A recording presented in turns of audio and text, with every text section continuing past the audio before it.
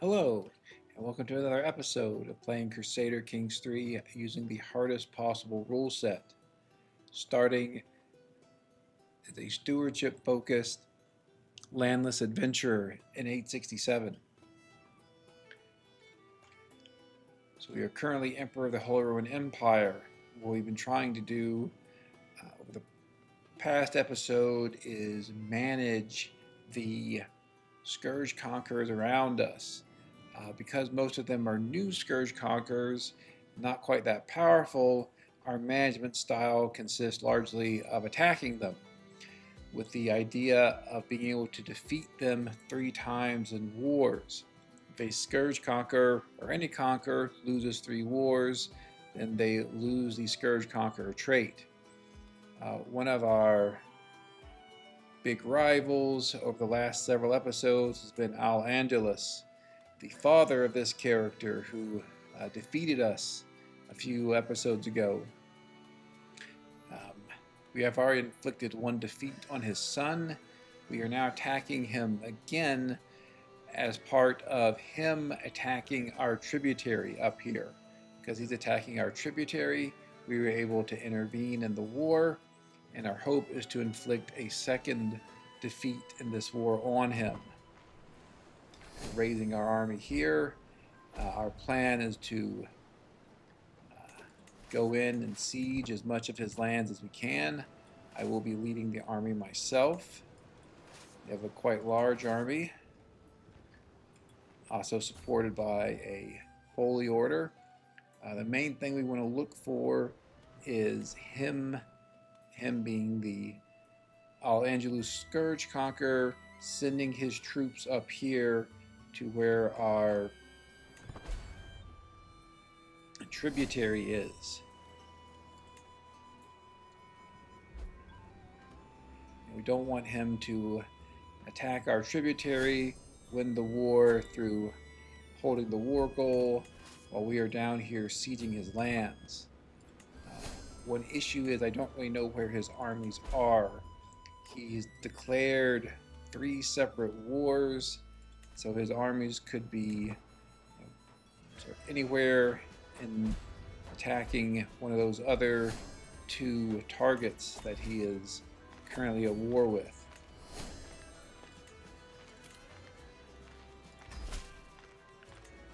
Also want to make sure that we are looking into our son and grandson, that we are raising them correctly, properly influencing their personalities. We're currently educating both of these. We have a older son who is our current heir. You can see he's 34. This is his grandson. The grandson is great, Herculean and genius. And then we have recently had a new son who is quite young, who is beautiful and a genius. We're educating them because either one of those could be our heir. We could want to make this our 3-year-old son here, may want to make him our heir directly. If our oldest son gets too old, depending on how long this character lives, or we may decide, hey, we'll go with our eldest son, and then we will make sure this grandson is well educated so we can play him after our son dies.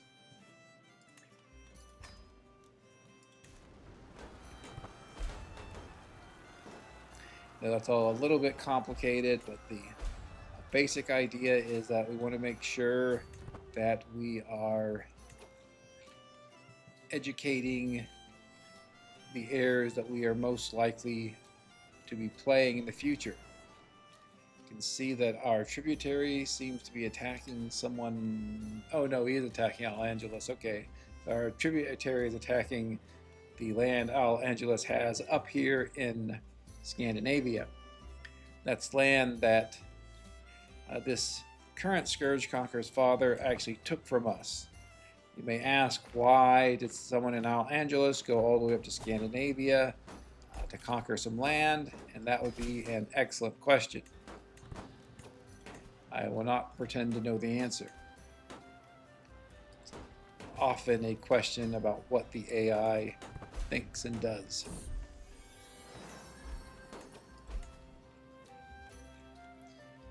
Take a look here at how our domain is doing, our primary domain here. We have a building slot open. We're going to keep that open. What we're trying to do is research manorialism, which when combined with our industrious cultural tradition will allow us to build windmills now. Even though normally windmills are an innovation you have to wait for the high Middle Ages to build. Because of our cultural traditions, we were able to build them early. So that's quite good development of 20 development. That one is only 14. Let's move over here, get that up.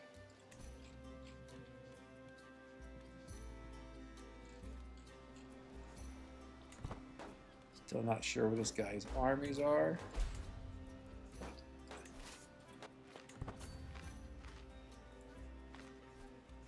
Things are going relatively well in terms of our goal, inflicting another loss on him.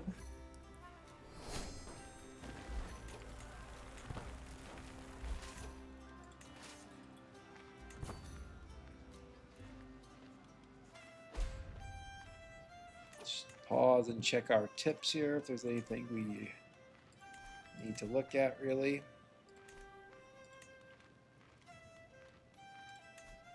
So our daughter probably had a husband who died.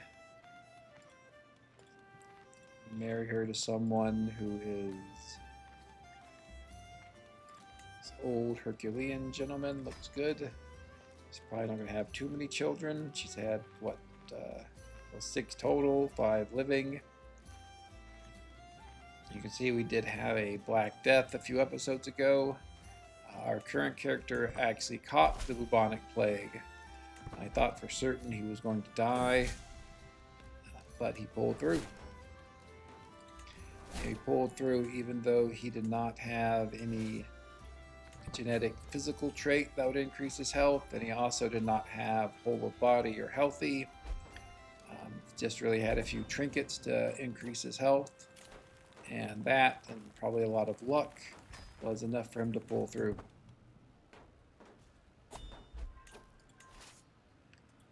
Make him one of the very few people on this earth who has survived a Black Death.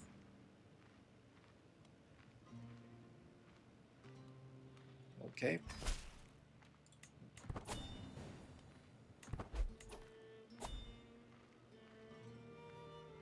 All right, excellent. So that's a second loss. I would like to vassalize you if you would. Nope, he doesn't want to be vassalized on normal feudal obligations.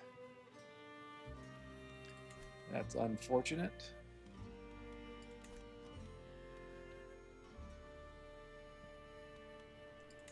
Is anyone okay? We can create Norway. One thing we do want to look at now that we have 2 sons.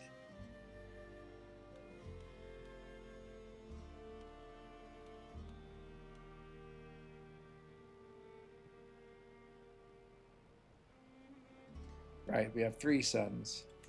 And one of them we're just not paying attention to, since he is only intelligent, and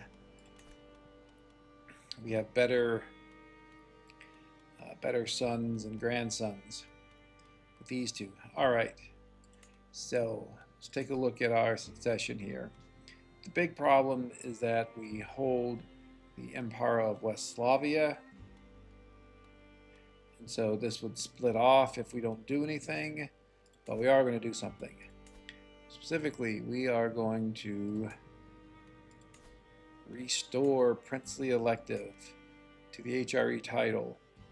We took this off at immense prestige cost back when our character had the bubonic plague. We were concerned that he might die. We did this so that to make sure that the Holy Roman Empire title would go to our only son, Anno here, He was our only son at the time. Obviously, we've had 2 more since then. But by putting this back on, and at least for the moment, having to go to Anno, we'll no longer have the West Slavia split off from us. What we can also do is put feudal elective titles on these king level titles, and then send them likewise to our primary heir.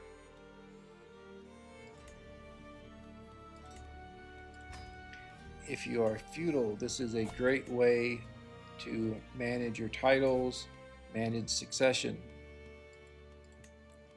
It can prevent your realm from breaking up, and also just be able to send all your titles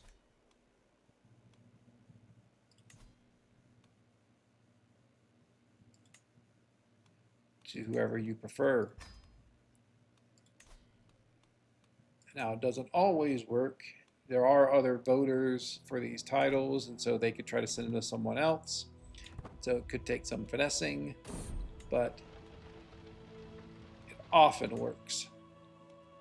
See that there's a significant plague that's coming up toward our capital, so I think let's enter seclusion, isolate our capital, check to make sure our position is on controlled plagues, which he is. You know, all the what I consider to be the standard stuff to avoid getting the plague. A plague. This isn't the plague, as we've already been through that.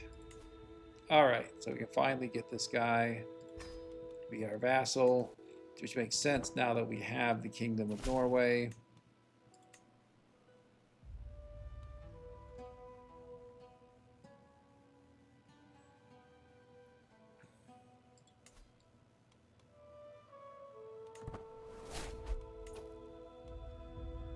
See, I think he started as this is the Scourge Conqueror. I think he started as a 2-star martial character. He's now up to 4-star. He has, you know, both zealous and brave, so he's going to be an extremely impressive martial character. So really want to knock off the Scourge Conqueror trait from him as soon as we can.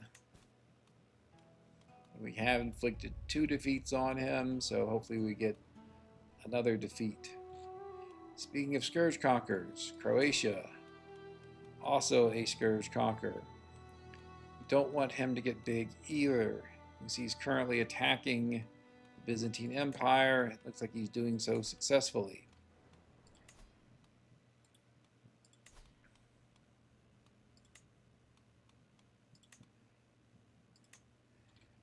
We will take another chunk of his land, see what the best place is. It's probably going to be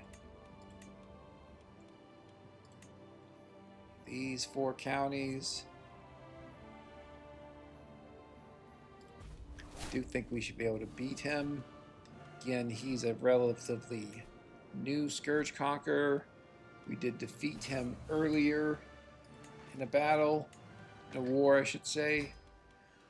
So we will attack him again. Hopefully we defeat him the 2nd time. And then again, same principle. We're really doing this because we want to cause them to lose the Scourge Conqueror trait.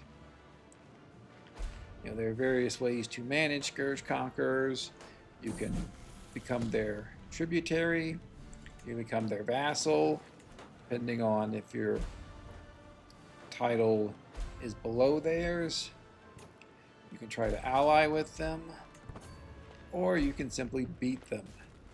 Beating them, of course, is always the funnest way, but it often is not practical. I'm not sure we're going to catch him here. Yes, good.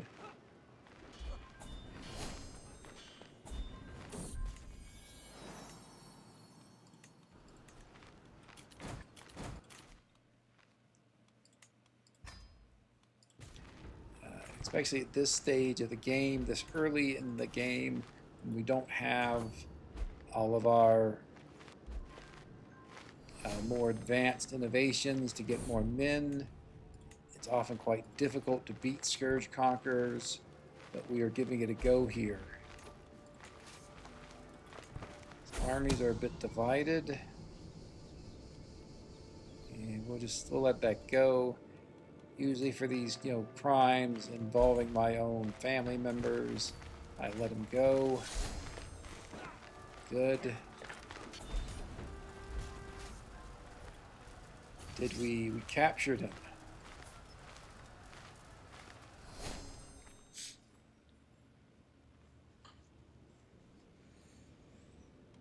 Okay. So, children, by which I mean anyone under 16, cannot inherit the Scourge Conqueror trait, or the regular Conqueror trait for that matter.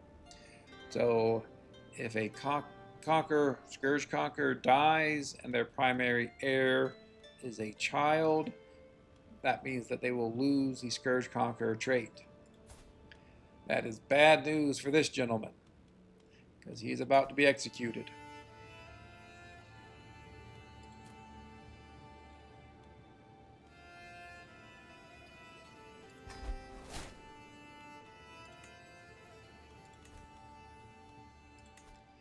Now you can see his lands are ruled by a child. That child does not have the Scourge Conqueror trait. So that is another way to get rid of the Scourge Conqueror trait.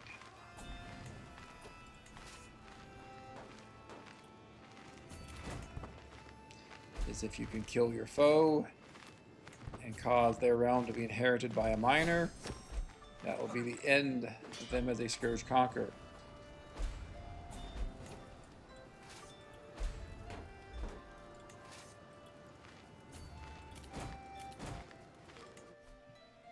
I think I should probably get some sort of thank you gift from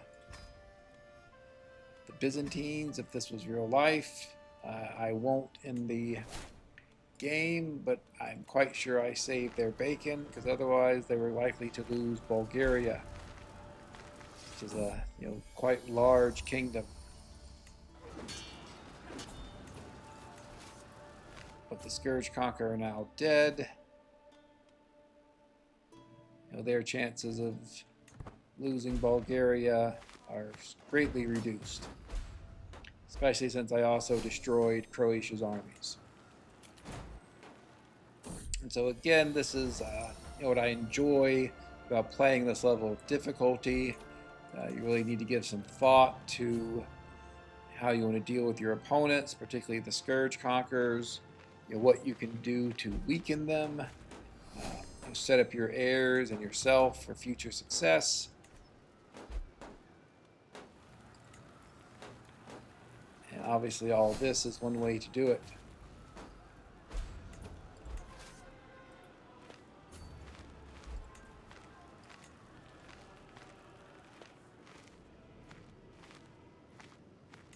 Okay, I think probably some mercenary company is up there sieging my lands. I mean, it's not going to matter, given that we have the war goal. I think we'll stay in isolation for a little while longer. See that Croatia has raised yet another army. They will not siege anywhere near as quickly without their Scourge Conqueror. And in any event, we are done with this war.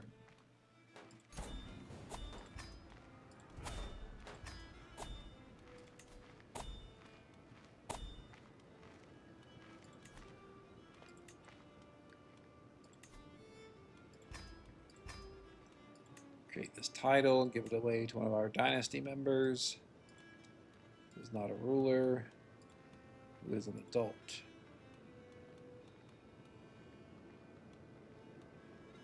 Want someone with at least 3 stars in education so they can hold all of the counties. The number of counties an AI can hold is, at the moment, their education stars +1. So this guy Education of 3 can hold 4 holdings.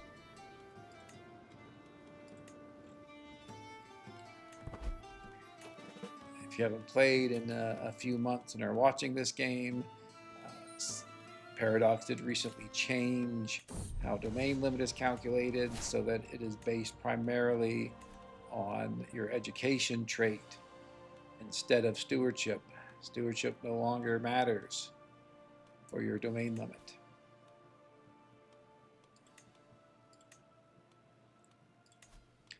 Artifacts, generally I repair blue ones and purple ones and destroy gray and green ones unless I have a good reason to do otherwise.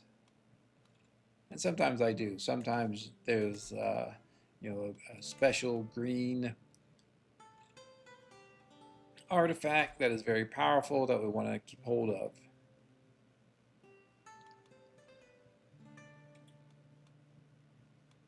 So 18 months on our truce with him. That's not a particularly long time, really.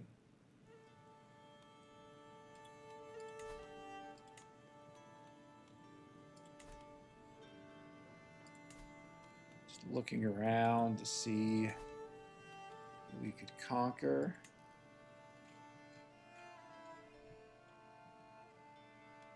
Burgundy is an option.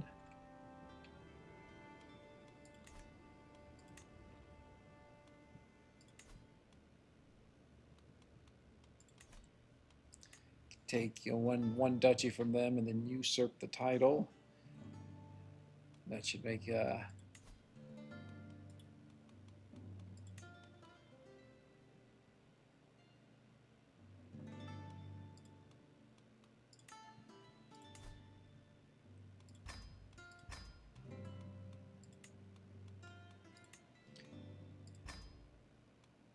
that would make conquering the rest of Burgundy quite easy. For Pomerania here, wanted to create the title to become the official liege, de jure liege of Valetia and Lutetia here, Lutetia, however it's pronounced. And hopefully they will be more likely to become my vassals. He's obviously fighting some wars. Will also demand his conversion. This guy,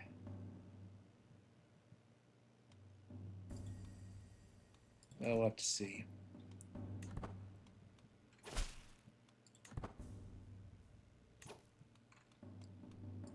Could see if we can jack up their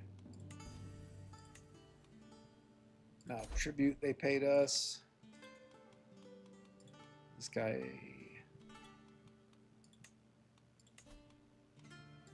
he will accept vassalage.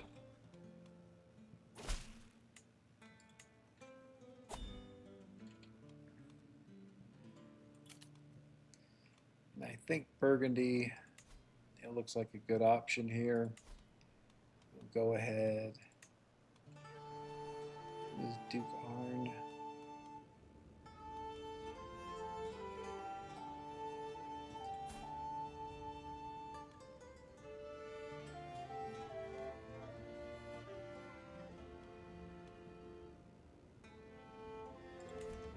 He's kind of far away. We'll just do the Jury Duchy War here. So we had quite a while where the old Al-Andalus Scourge Conqueror, we were quite concerned I would be attacked by him, and because of that I did not wage many wars. Instead, I wanted to keep my armies available in case he attacked. Because there was certainly something in the, I think, programming of the AI generally, and particularly in Scourge Conquerors, that they are more likely to attack you if your armies are engaged elsewhere. Which makes perfect sense. I mean, it's actually perfectly reasonable behavior by the AI. Something I myself do, and I'm guessing that you do if you play CK3 as well. You wait till a strong opponent is engaged somewhere else, and then you attack them. But the concern is, because of that, I didn't want to attack other areas, and so he's kept our army at home to discourage the old Al-Andalus Scourge Conqueror from attacking us. But now that he is gone, I feel much more freer to conquer more lands and attack whenever I want. And we'll also certainly be attacking his son once more when we have the chance. So this is the first character I've seen that would be able to strengthen the bloodline.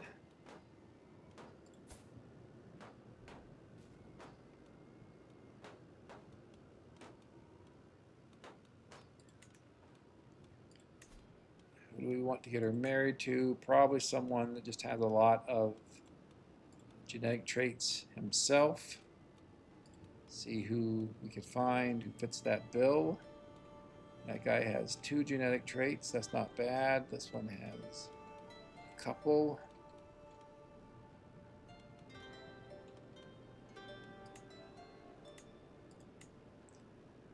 Don't need to get them matrilineally married. I think that looks good. Just want to keep reinforcing good genetic traits so that we can eventually play someone who will have the ability to strengthen the bloodline. And that makes managing genetics all much easier.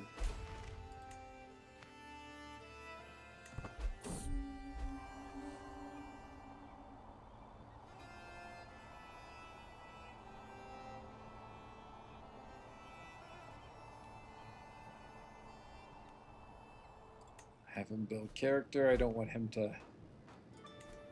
I want the best artifacts we can build here.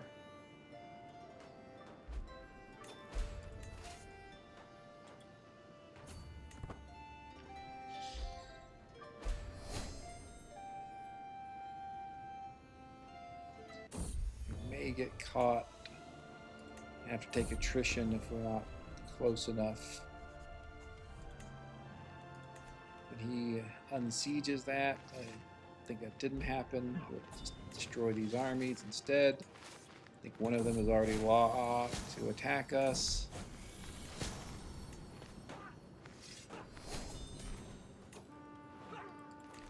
And that is that war.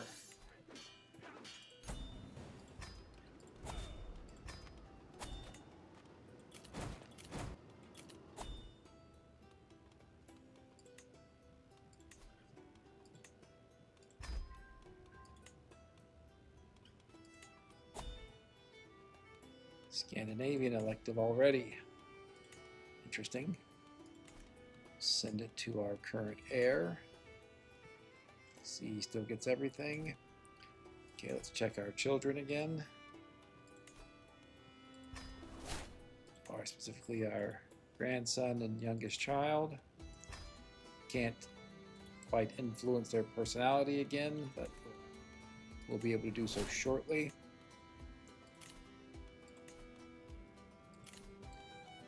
Take these 2 decisions so we can get more gold. Always love more gold.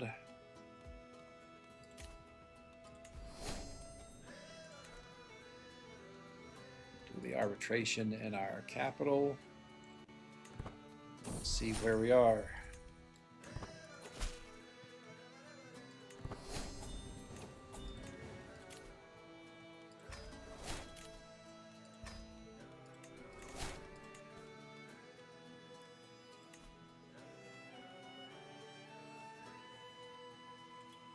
Guess we'll sway her, and then she should be willing to be vassalized.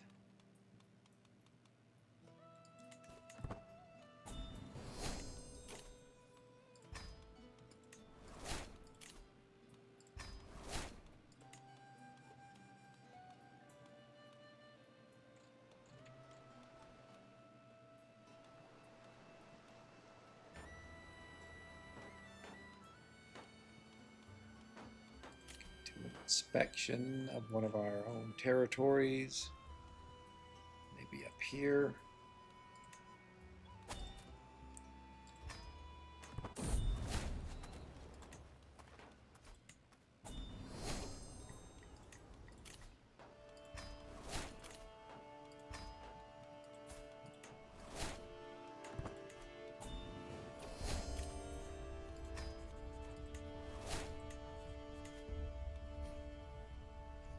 want to improve development. This is one of our core territories of our domains. We're going to be holding it for a long time. We want the development to be as high as possible. Partly because that gives us gold and levies, also because it improves the rate at which the Dutch culture researches innovations. Go with invested in guilds to increase development for the reasons I just said.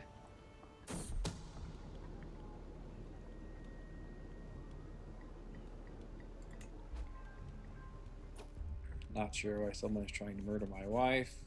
Here again, we want increased development.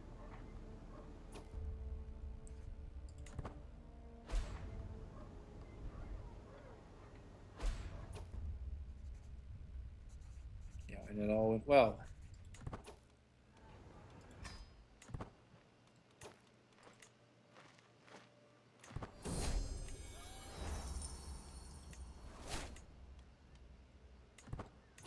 We can end the capital isolation.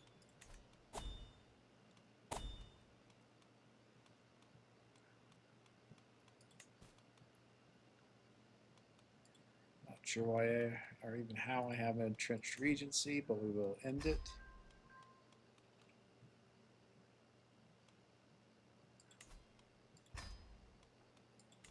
We'll negotiate some of these internal alliances.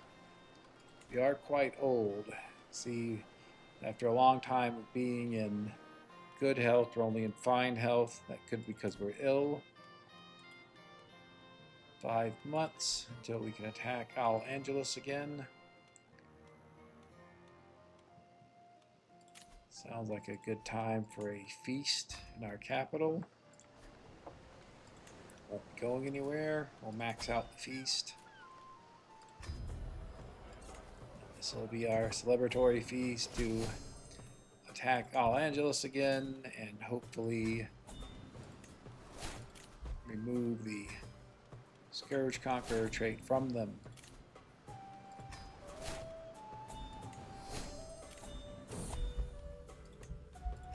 Now that I'm well, I'm back up to good health, even though I'm 70. Our first character, who was a custom character within the limits of playing to get achievements. I think he had 399 customization points. Even though he did not have any physical health traits that are genetic, such as Herculean or robust, he managed to live to be 110, which is quite surprising. I wonder if that sort of longevity will be passed on to our current character.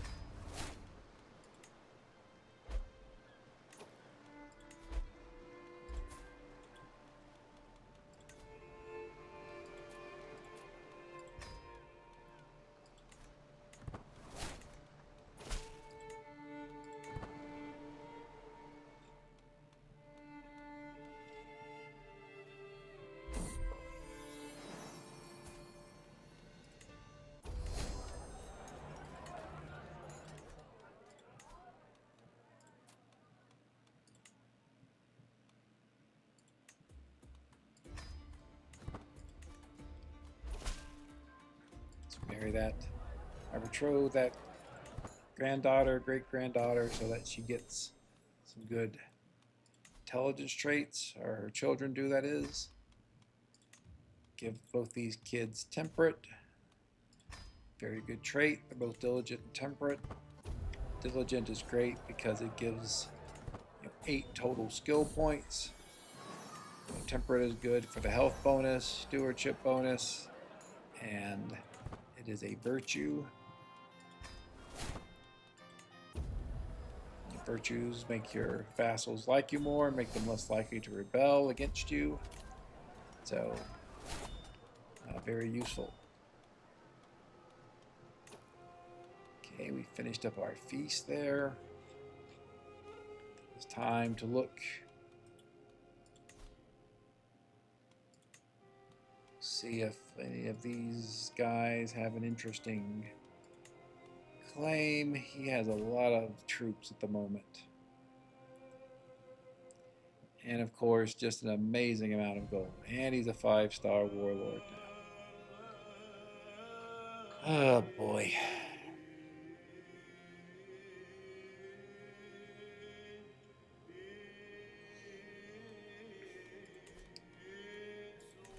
I think we're going to need to hire some mercenaries to take care of him. But I don't want to let this opportunity go by.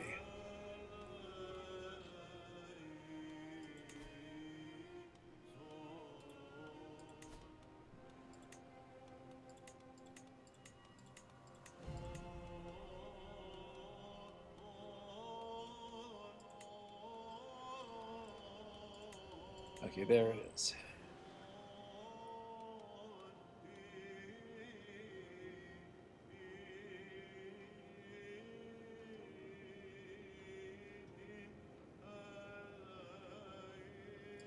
All right, let's give this a shot.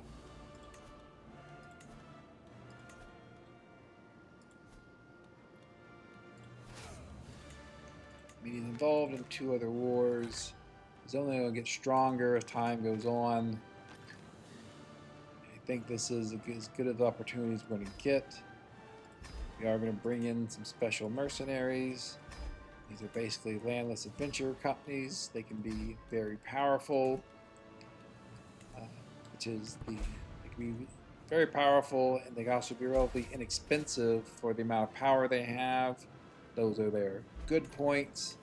The bad points is they're not under your control, and also they don't, raise at the same place where your armies are. Instead, they have to travel to come to you from wherever they are, and that can often be unfortunate if they take too long.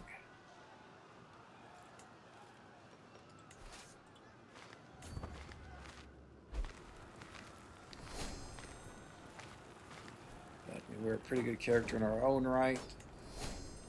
Maxed out military engineer in particular, which means we siege quite quickly. Also have sappers, which further increases our ability to siege.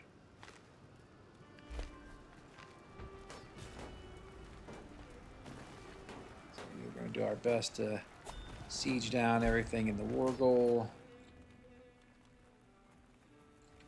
Check on where that plague was. It's not particularly close to our capital. I don't think it should be an issue.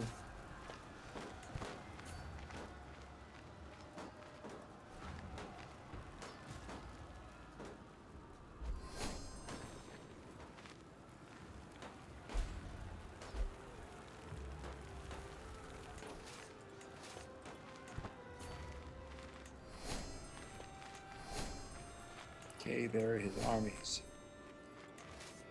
Let's go attack them in a way that does not give me attrition.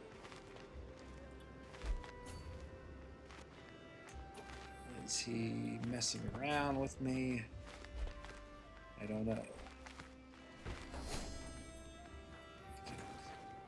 Do this siege, see where his armies are going. He only has a small amount of his army here, I think. He's obviously scared to engage with me.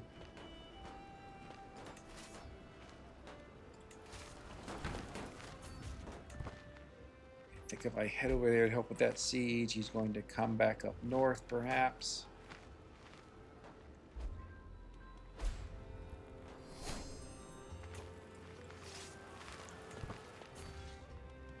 Okay, there are also some of his armies.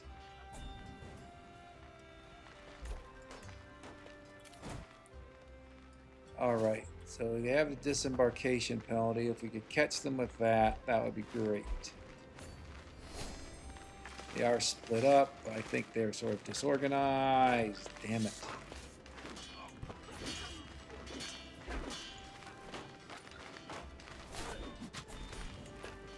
There we go. I thought they had slipped through my grasp there for a second, but so that is his 3rd defeat that we have inflicted on him. He should lose the Scourge Conqueror trait No guarantees though, but I believe that's how it works.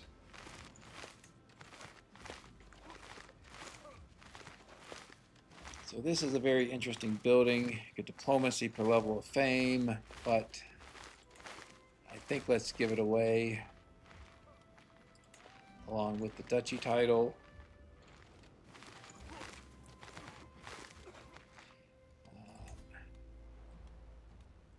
There is a decent chance that he attacks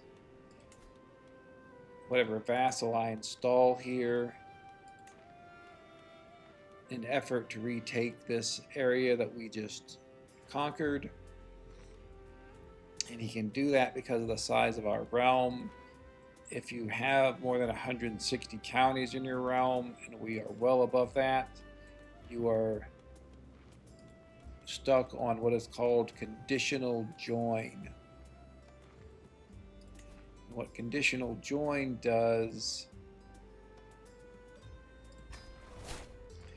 is it means that someone can attack your vassals without you being able to intervene unless the war goes on for at least 3 years, which they rarely do.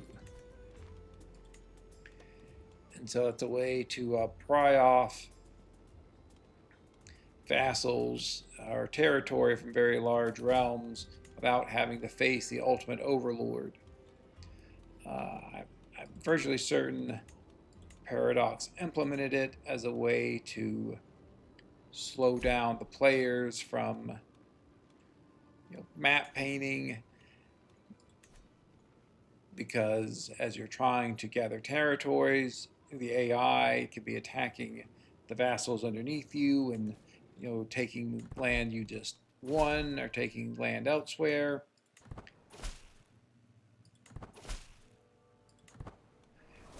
But it's also something on this level of difficulty that can be used against the AIs, particularly scourge conquerors. Scourge conquerors often put together realms that are larger than 160 counties, and when they do, then you can use the conditional join law to attack and conquer a duchy without needing to fight the ultimate liege of the realm. I'm very likely going to go in a grand tour here because I really like grand tours. They're very powerful. Highly recommend that you use them. You can see that this guy still has his Conqueror trait for the moment. We'll have to see how long that lasts. Check here on how long we have until manorialism. 16 years. We want manorialism so we can upgrade our economic buildings, but more specifically so we can build windmills and water wheels, which we'll be able to do through a combination of manorialism and the industrious trait in our culture. Let's go visit some of these northern lords that we rarely see.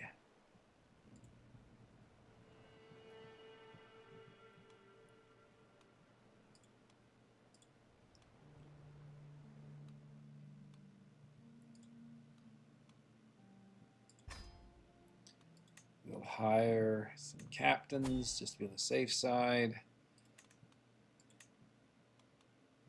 Guess we'll get more prestige. Don't need to increase the starring success of our tour. That all looks good. And here we go. So we'll accept the invite, even though he's probably going to try to rob us. Maybe he didn't. Usually that event where a mayor sends you an invite, they always try to rob you. Here, just will avoid stress, take the top one. It's not a terribly important decision.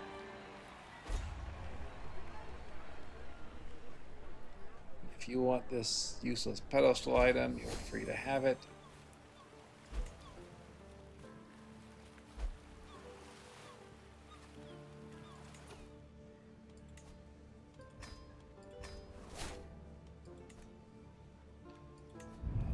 Speaking of pedestal items, let's see what we have here.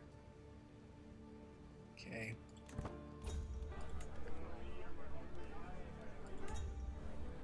Don't want to spend gold. Don't want to have some useless gray artifact. Don't want to give him gold.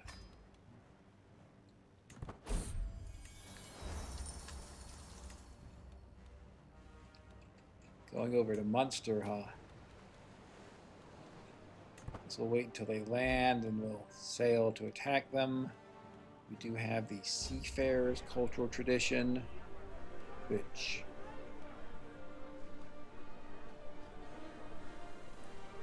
greatly decreases our embarkation cost. So it's not too expensive for us to raise our armies near our capital.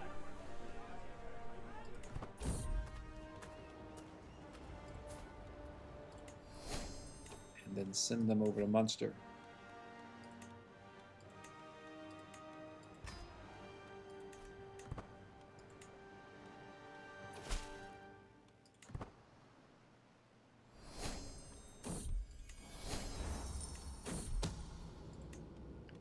For adventuring artifacts, you almost always want to have them try to find something truly unique.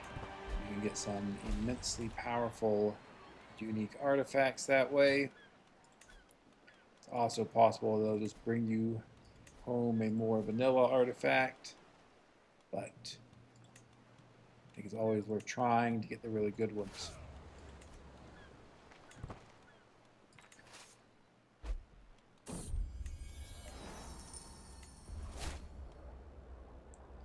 So you probably still have this in effect, but they're sharing tips with a friend. You know, big increase in our monthly lifestyle experience. So I really like having that trait. I like having it more than the gold, even though I love gold. Okay, there those are. I think we can just land on top of them and easily beat them. We have a very strong military.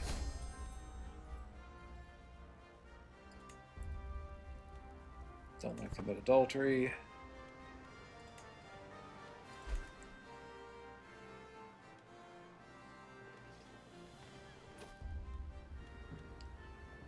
Conduct a census for gold.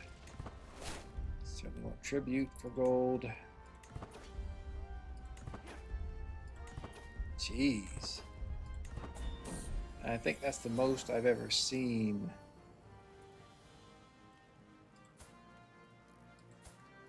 So these are the children of our current primary heir. It's too bad these traits aren't flipped. Would have loved to have the son be genius and Herculean, but in fairness, he already does have a son who is genius and Herculean. So this his daughter here, we want someone who is beautiful, or this character here would be quite good. Let's do that.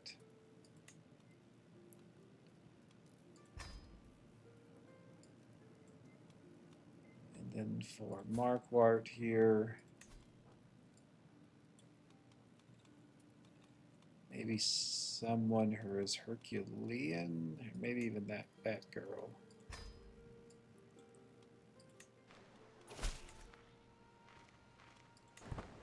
That also reminds me to make sure we're looking at our heirs, our potential heirs, potential characters who might play at some point, and that they are getting a good education. We are trying to pass on good personality traits to them.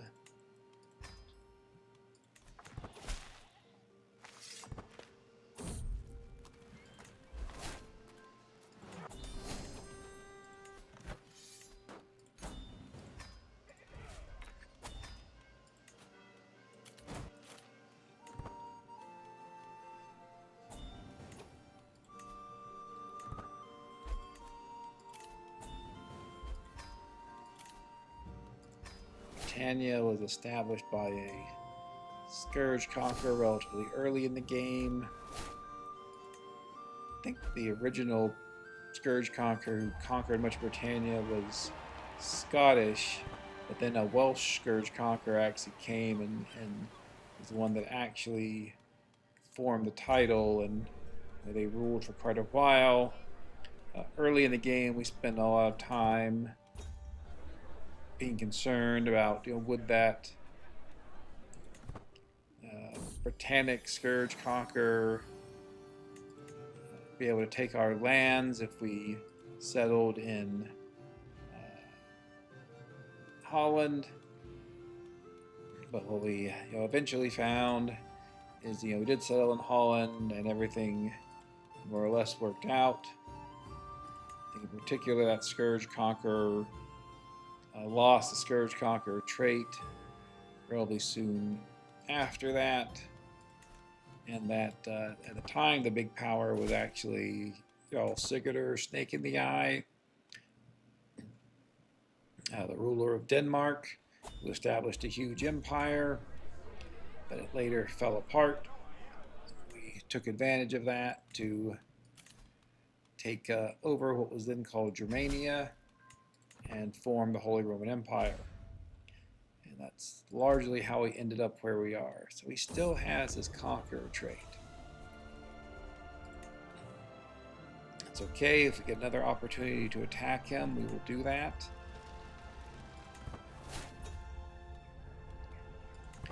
There is the concern that he's probably going to just get more and more powerful.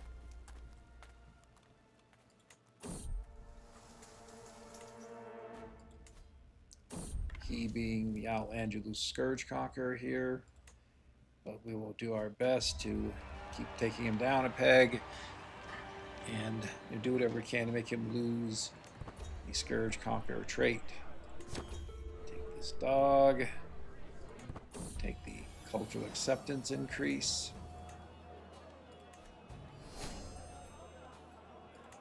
I think we should still get up to, okay, max taxation to our success, even having to skip a whole bunch of stops. Get our daughter on increasing our lifestyle experience for the moment. We'll switch her back to controlling plague, so the plague pops up.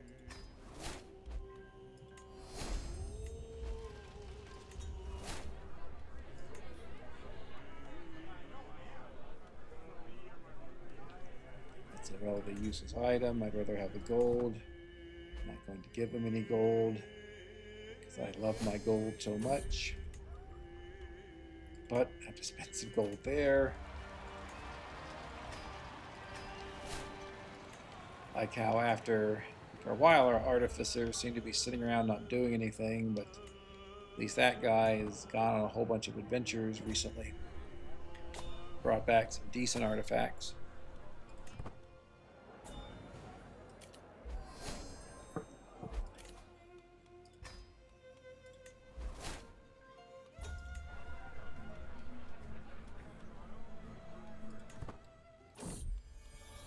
Okay, again, I'm going to send him to get something truly unique. And then our grandson and son that we are educating are now 10, meaning we can do a martial drill with them. Both of them, like military engineer, decreases siege time, so very powerful. Defender is also good. We'll try to get it into them later. So you're up to over 100 monthly income. Very strong. Most of our expenses go to court amenities.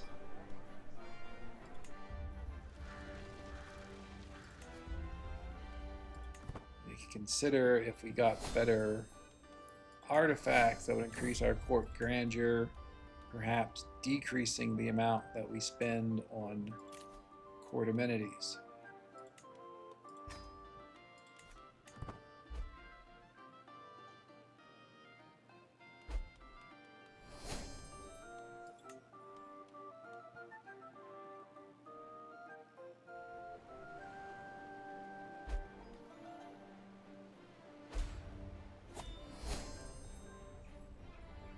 Alright, got Magnificent Liege, got Renown, everything went well.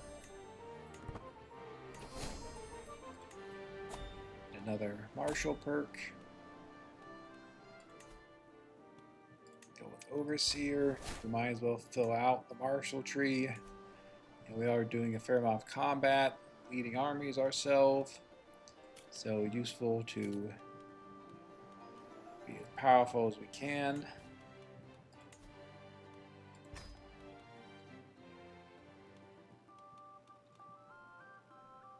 Now, what do we want to do next?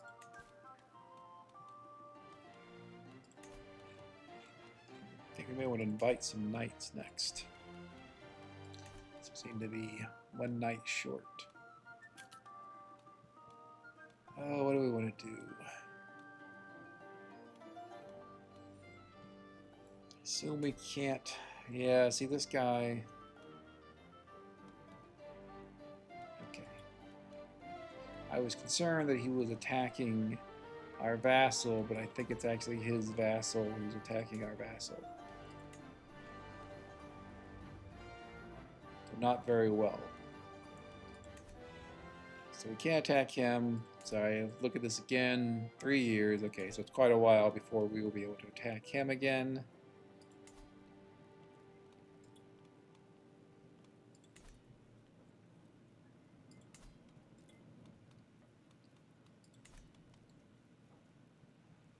Let's see.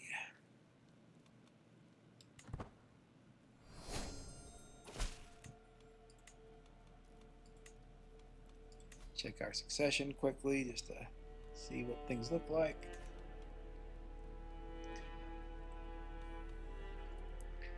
Do want to keep expanding. The only question is where.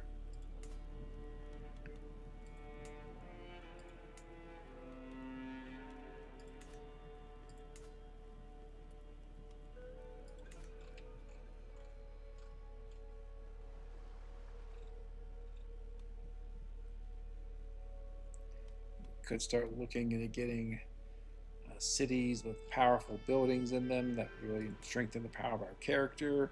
You know, Siena is an example of that. University of Siena is very powerful. Over here in Fez, it's also a similar, very powerful university.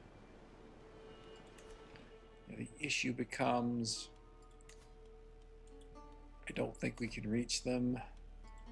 And then Siena is under control of Al-Andalus, at least for now.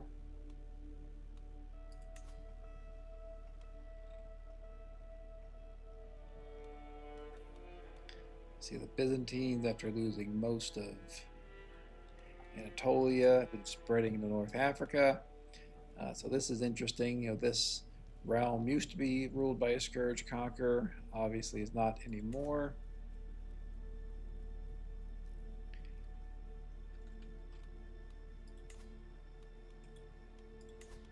Could do is grab Corsica, use that as a means of going into Africa. What would our other options be? Going into Scandinavia, the Ashari Lithuanians. Okay, quite a beast of a man there. Oh, that's his dread, not his prowess. Okay. Sylvanskian Russians.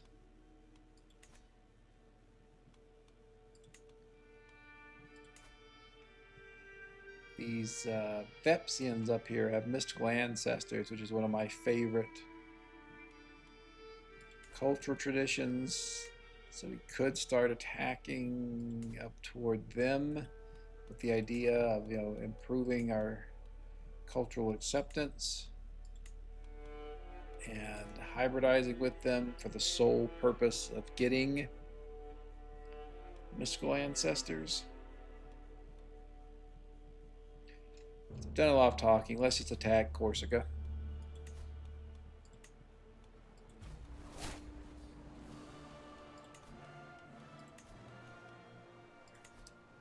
Now, that said, you know, for all the talking, you do want to think through your options when you're playing, and what is the best place to attack.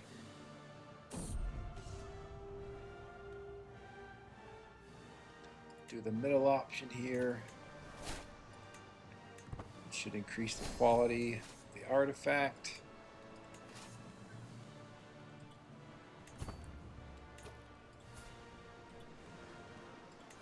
Recruit this knight. Yeah, prowess of 18 is quite good.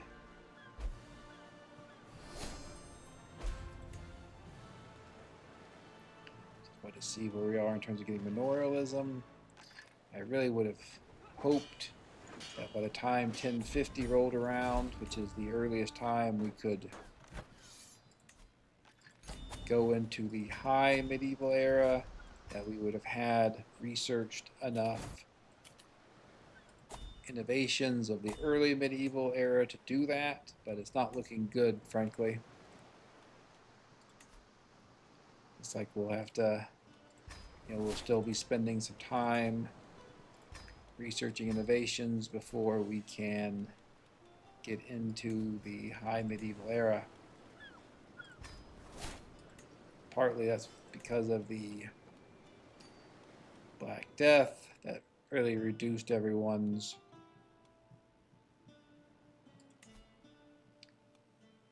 development growth. I can't.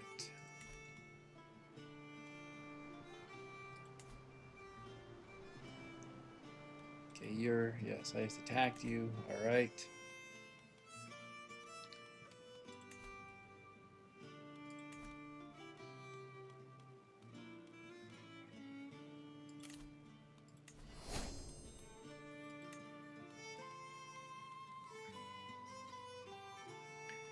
Let's see, what are the Vepsians? Let's take a look at their culture. They are egalitarian.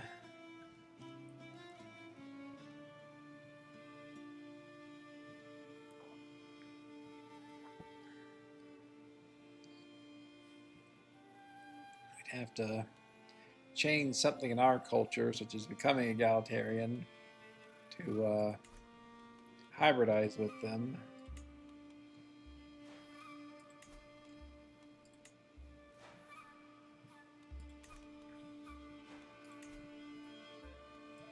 Anyway, I think let's attack Lithuanians here. Prussia sounds like a good duchy to conquer. He has a ton of troops. What in the world? Oh, so he's allied with these guys down here. I don't think I care. I think I will still be able to beat you regardless of who you're allied with.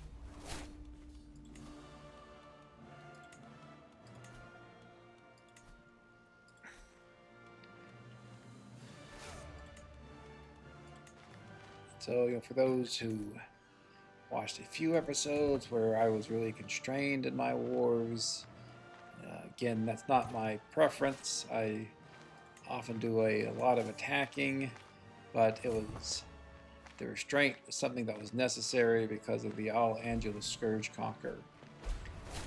But now that no one is really preventing us from exercising my normal predilection to attack everything in sight, well, that's what I'm doing. It's fine. It's good.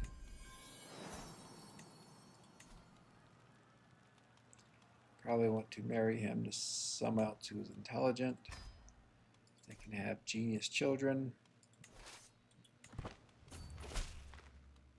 The other reason to be a bit slow in conquest is because of factions and rebellions. We're playing here with 2 rule changes that make factions and rebellions more frequent. Specifically playing on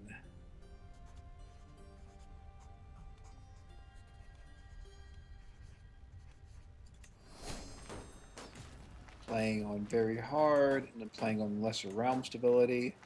Both of those make our vassals more likely to rebel against us, so we do want to be a bit careful how we expand, especially early on in the game. That is unfortunate. That is really unfortunate.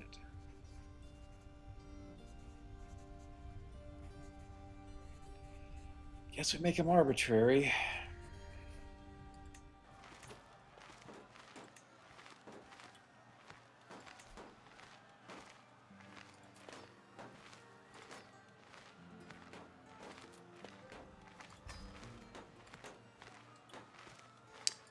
I would have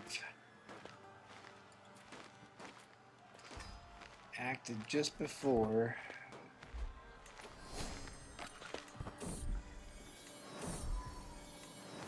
I could have prevented him from becoming arbitrary. I mean, it's not the end of the world.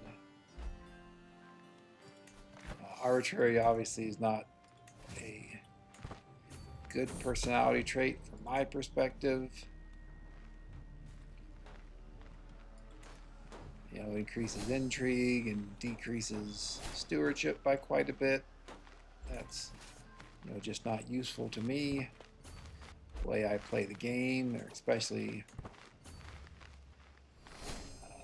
since our character is not going to be intrigue, probably not going to be engaging in a lot of schemes.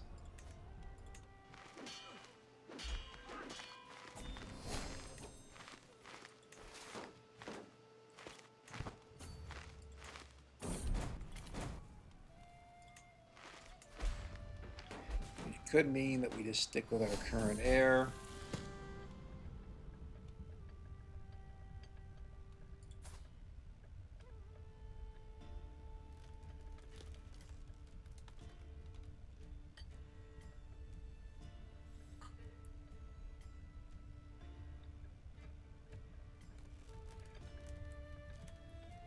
I think let's make him patient. This is a tough one. Generous is very bad early on.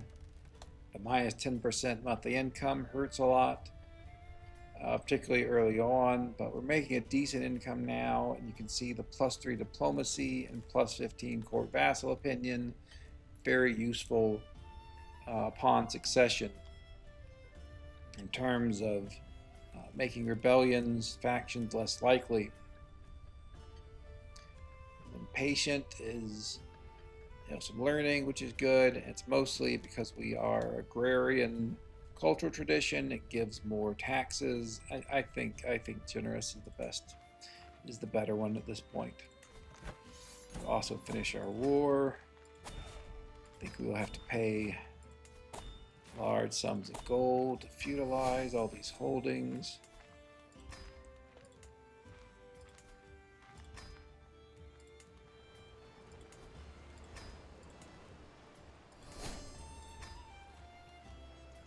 Now the question will be, do we have someone with a 4-star education we can give this to? Let's see, we do. Enjoy your new duchy.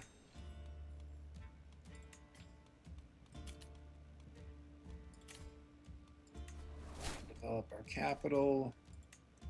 We are getting a bit of stress. Going to hunt. We have maxed out the Ventator experience, but we can still do some falconry. See if we can track down this goose here.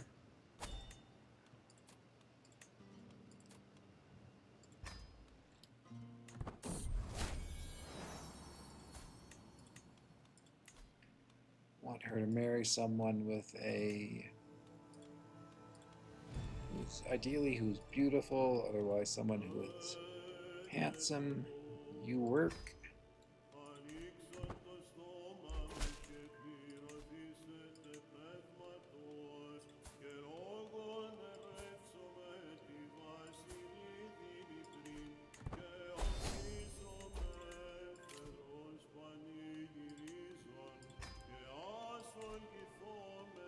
We have a very useful journal that gives us +40 monthly lifestyle experience. That's to all lifestyle experience. You get it as a result of a decision you have to take as a landless adventurer. Obviously, we are able to do that, and it gives a big bonus to your descendants. And I guess we'll hold off on the local arbitration until we get back to our own lands. And that book is just amazing.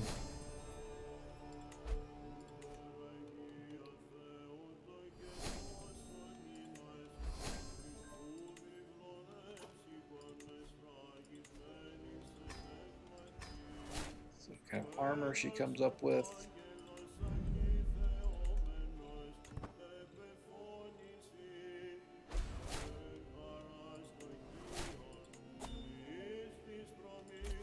After we're done with this falconry event, we'll take another look at if we can attack Al-Andalus again.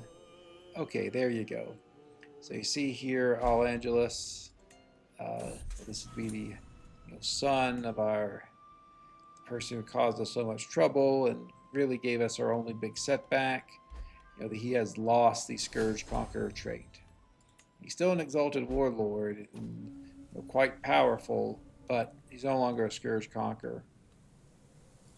So much less threatening to us than before. I think after this,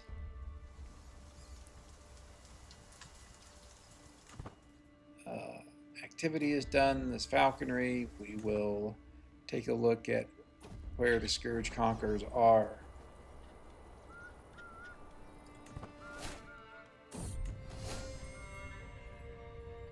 Usually I just have people serve as courtiers, so I'm not restricted in what positions I put people in.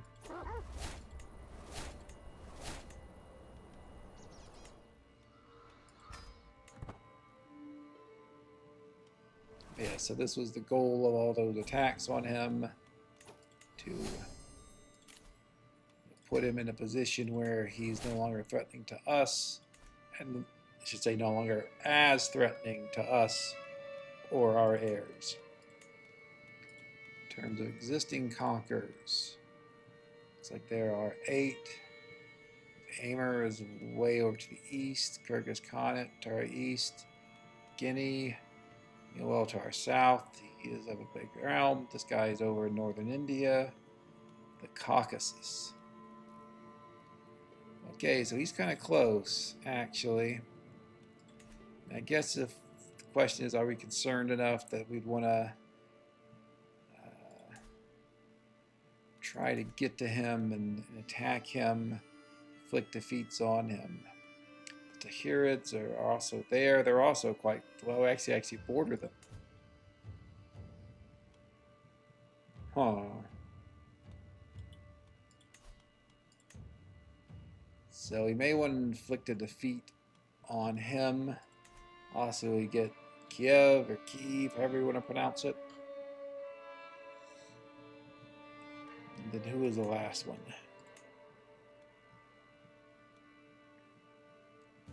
Chudia. That has to be close.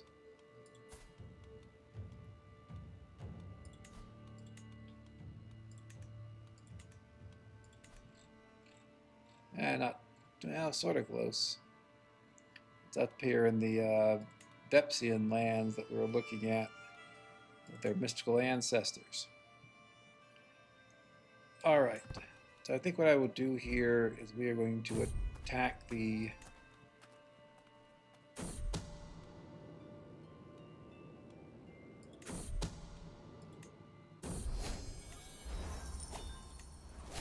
Tahirids for Kiev, and then we'll call it an episode. So take these 2 decisions to give us gold. I probably said that I love gold literally hundreds of times over the course of all these series. It remains true. Always good to have more gold.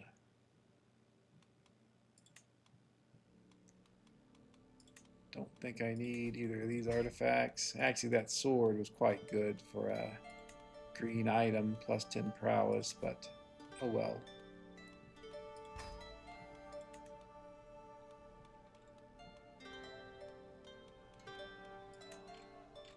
Let's modify the contracts. You'll never guess how we want to modify them. If you said we want to modify them, get more gold, you get a gold star. Let's make sure they don't have anything that heavily counters me. Have a bunch of horse archers. That's not great. Oh, yeah, they do counter heavy infantry. There aren't a lot of them. I on the other hand, do have a gigantic amount of heavy infantry. So let's go ahead and attack this guy.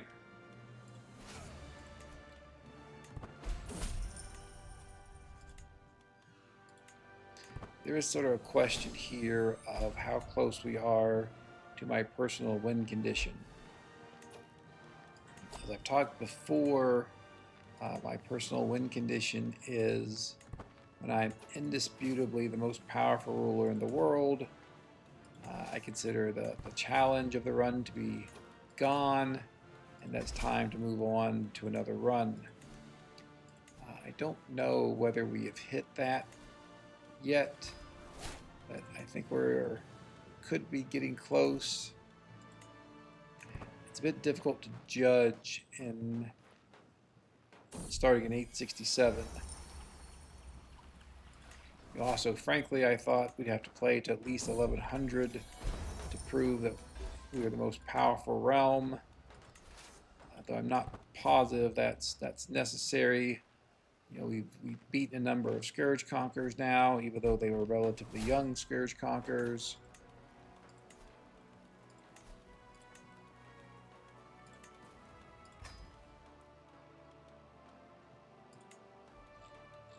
And that's often a big marker that we are the most powerful. And I think we can keep going here, but something to give thought to of have we achieved our goal here? And is it time to move on to our next series?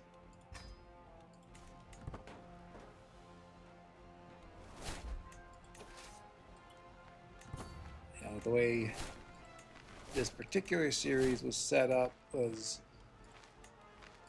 basically to begin with the easiest possible start, which I thought was the stewardship-focused landless character, and I think that start was relatively easy. We did make a ton of gold, which was really the point of that character.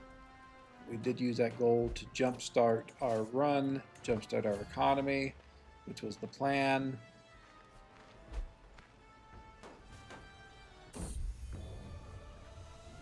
And a lot of it was we wanted to play the easiest possible character because I thought 867 was the most difficult starting date. And I think that's still fair to say that it is.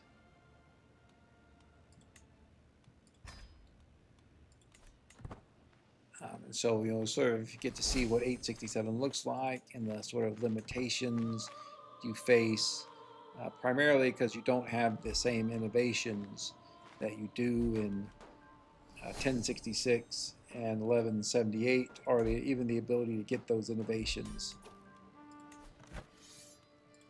So there is Kiev and a defeat inflicted on that conqueror. Do we want Kiev? I don't think so. I mean, it's not, the Golden Gate is not bad, but it's not something that I think I, absolutely have to have either. We'll hand out this territory to our family members.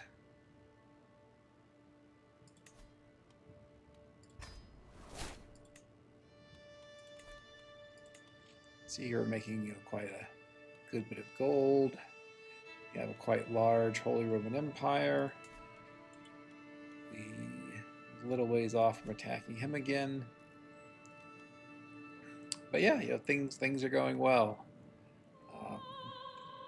We'll look more into fighting some of these scourge conquerors. as we see fit, as we need to, and continue progressing and continue giving some thought about when do we want to call it a game. You can see Varma is quite large, but their military is underwhelming. Guinea, also, I think Guinea probably looks more impressive. I'm sure fighting this guy would probably be quite difficult, given he's an exalted warlord. So yeah, he's probably, it's at least debatable whether we could beat him straight up with our current character. We take one more look at our two sons here. Okay, so I hope you enjoyed this episode. We made a lot of progress in fighting Scourge Conquerors, talking in terms of strategy about dealing with them. Please like, subscribe, comment. Thank you very much, and goodbye.